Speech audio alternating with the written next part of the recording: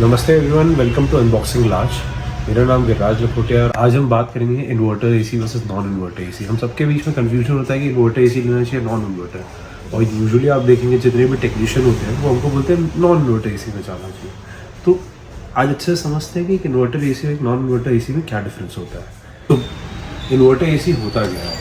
हम सबके मन में कन्फ्यूजन होता है कि इन्वर्टर एसी एक ऐसा एसी है जिसमें इन्वर्टर लगा होता है, बट ऐसा नहीं है।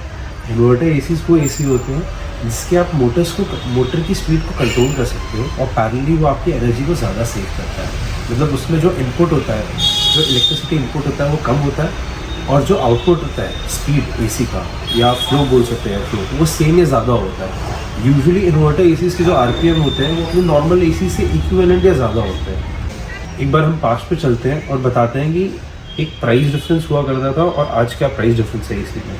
तो पहले जब हम एसी लेने चाहते थे तो इन्वर्टर एसी 3 स्टार, पहले नॉर्मल एसी आते थे 3 स्टार और 5 स्टार, फिर आता था इन्वर्टर एसी। नॉर्मल जो एसी आते थे आज से 6 या 7 साल पहले, वो 3 स्टार लगभग 26 से 30 हज़ार के होते थे, और 30,000 से 32,000 के 5 स्टार एसी होते थे। बट आज की डेट में, और वही इन्वर्टर एसी 40,000 का होता था। आज की डेट में अगर आप देखेंगे तो almost price inverter non inverter की सेम है, जबकि वो करंट टेक्नोलॉजी में बेस्ड है। So basically inverter AC work कैसे करता है और नॉन इन्वर्टर एसी वर्क कैसे करता है, मैं आपको वो समझाता हूँ एक सिंपल एग्जांपल से। अगर आप व्हीकल चला रहे हो तो अगर आप उसको बंद चालू करोगे तो क्या होगा, वो पेट्रोल ज़्यादा लेगा। ये सेम चीज़ होती है नॉन इन्वर्टर एसी में। और वही अगर आप एक कांस्टेंट स्पीड में चला रहे हो, फॉर एग्जांपल 40 की स्पीड में ही आप व्हीकल को कंटिन्यू चला रहे हो, तो पेट्रोल एवरेज आउट होगा और ज़्यादा नहीं लेगा।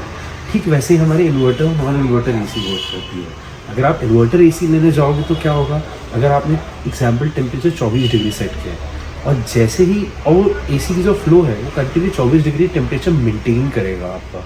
वही अगर आप नॉन इन्वर्टर में जाओगे तो आपने 24 डिग्री सेट किया है, ठीक है, तो एसी जैसे 24 डिग्री में जाएगा एसी बंद हो जाएगा। फिर क्या होगा, जब टेम्परेचर रेज होगा एसी सेंस करेगा तो वो वापस एसी को ऑन करेगा, तो बंद चालू के चक्कर में वो एनर्जी ज़्यादा लेता है और फिर आपके एसी को फ्लो करता है। इस कारण से आपकी इलेक्ट्रिसिटी ज़्यादा लगती है। पैरेलली जब कांस्टेंट टेम्परेचर रहता है, आपका कंप्रेसर बंद नहीं होता है, वो चलते रहता है और कांस्टेंट टेम्परेचर मेंटेन करता है, तो एसी को फ्लो देने की ज़्यादा ज़रूरत नहीं होती, ज़्यादा एनर्जी बार बार बंद चालू करके देने की ज़रूरत नहीं होती। उस कारण से वो एनर्जी एफिशिएंट भी हो। यूजुअली ऐसा ब्रांड क्लेम्स करती है कि 40 to 50% इन्वर्टर एसीज आपकी एनर्जी सेव करती है। ऑनेस्टली मेरे हिसाब से इतनी सेविंग नहीं होती है। हाँ, अगर आप 10 साल पुराने एसी या 8 साल पुराने एसी में चाहोगे, हाँ आप अप टू सेव कर सकते हो।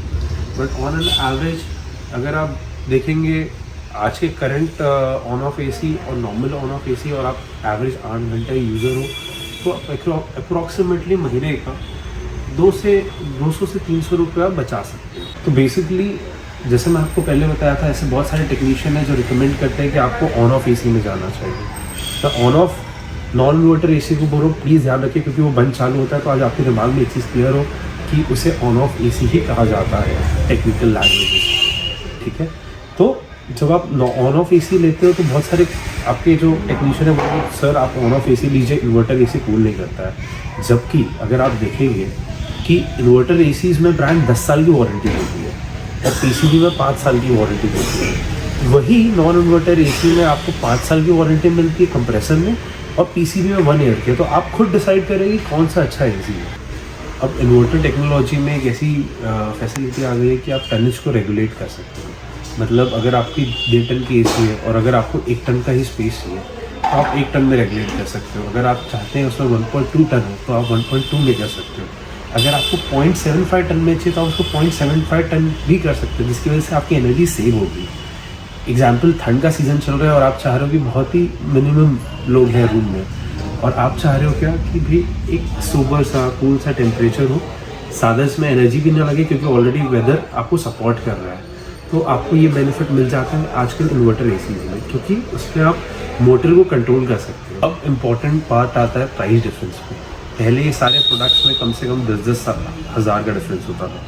आज से अगर हम 7 साल पहले जाएंगे तो इन्वर्टर 3 स्टार एसी 26,000 के मोटा मोटी आसपास होता था, एक 5 स्टार एसी 29,000 का होता था। वही एक इन्वर्टर एसी वो होता था लगभग 40,000 से स्टार्ट। बट अब टेक्नोलॉजी इतनी फ्रेंडली हो गई है और इतनी इजीली एक्सेप्टेबल हो गई है, आप बोल सकते हैं कि आज आपको इन्वर्टर और नॉन इन्वर्टर में हार्डली 1,500 से 2,000 का डिफरेंस आता है, जो आप लगभग साल भर में आप कवर कर सकते हैं। और भविष्य में नॉन इन्वर्टर एसीज बंद हो जाएंगे, ठीक है, जिसकी वजह से आपको पार्ट्स में दिक्कत जाएगी। तो ध्यान रखें और आप खुद बताएं कि आप क्या प्रोडक्ट खरीदना पसंद करेंगे। एक बोनस स्टेप आपके लिए, जब भी आप एसी को खरीदने का प्लान कर रहे हैं, जब आपकी प्लानिंग स्टेज हो, आपका घर बन रहा हो और जब पाइपिंग हो रही है, उसी समय आप खरीद लीजिए, क्योंकि अगर आप बाहर से पाइपिंग लेंगे तो वो ऑलरेडी आपको एक्सपेंसिव पड़ेगी।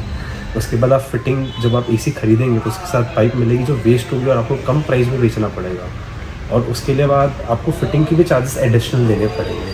तो जब आप ऑलरेडी फिटिंग पाइप के चार्जेस एक्स्ट्रा दे रहे हैं, फिटिंग के चार्जेस एक्स्ट्रा दे रहे हैं, तो आप इनिशियल स्टेज में एसी खरीद के रख लीजिए और पाइपिंग वही पाइप यूज़ करिए, ताकि आपका डबल पैसा वेस्ट हर जगह ना हो। देखिए समझे फिर खरीदे। मैं इनमें कहना चाहूँगा, अगर आपको ये वीडियो अच्छा लगा हो तो प्लीज़ लाइक करें, सब्सक्राइब करें और शेयर करें जो एसी लेना चाहते हैं। और अगर कोई और टॉपिक में आपको जानना चाहे तो बिल्कुल बताएं।